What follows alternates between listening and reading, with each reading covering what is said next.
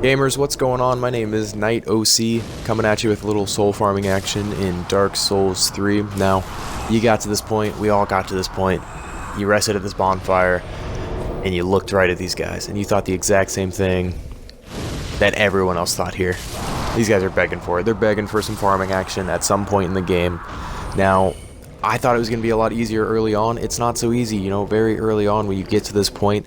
They're a little tough, they take a few hits to kill. Even if it's just from a regular fireball with the pyromancers, these flurry attacks that this guy's coming at me with, they're pretty devastating. If he starts connecting with those, especially if there's two of them coming at you with that, you can do some damage, eat up a lot of time, especially if you're trying to sit here and do some soul farming. The shaman guy, he's pretty useless. He does spew the poison mist every once in a while. It somewhat affects your positioning in a battle, but obviously for soul farming purposes, he's not a threat at all. He's the first one you take out, the first one to hit. You're hitting that bonfire every 5 seconds anyways. He's not an issue at all. Now, getting into the actual farming area a little bit, this is more of a pyromancer, sorcerer type of area. Area damage is amazing here. Obviously melee weapons and some melee builds, you get some pretty good area damage, but it's much easier with the range and with the area damage you get off of some of these pyromancy and sorcery spells. In this area in particular, it's about 325,000 souls per hour. It's not terrible, honestly. For where it is, it's such an early area. It's less than halfway through the game. It's a bonfire you can't miss. Right across from a main door leading you out of the whole Farron's Keep area, or progressing you through the Farron's Keep area, rather. It's, if I'm not mistaken, the first bonfire after the initial Farron's Keep bonfire. Now the items, as you can see, nothing spectacular. Nothing that's going to help you with the soul farming, so it's almost not even worth it heading out to an item if you see it drop. It eats up time a little bit.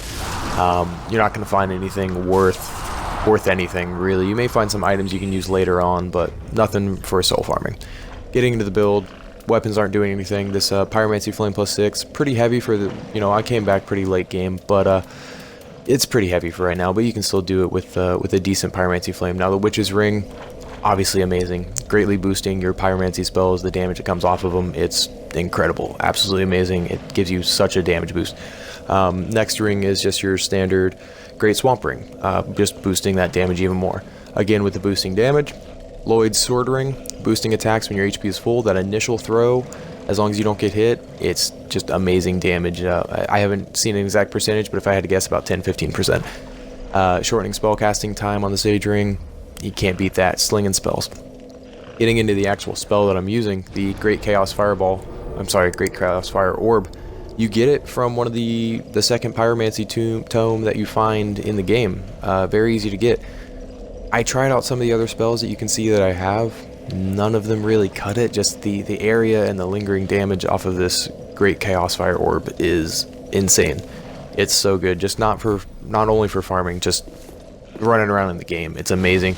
You hit someone with it, even if it doesn't kill them like it does with these guys in one hit, it drops that pool of lava on the ground, and as long as they get staggered with that first hit, they're sitting in it, and it's an extra 30% of your base hit worth of damage.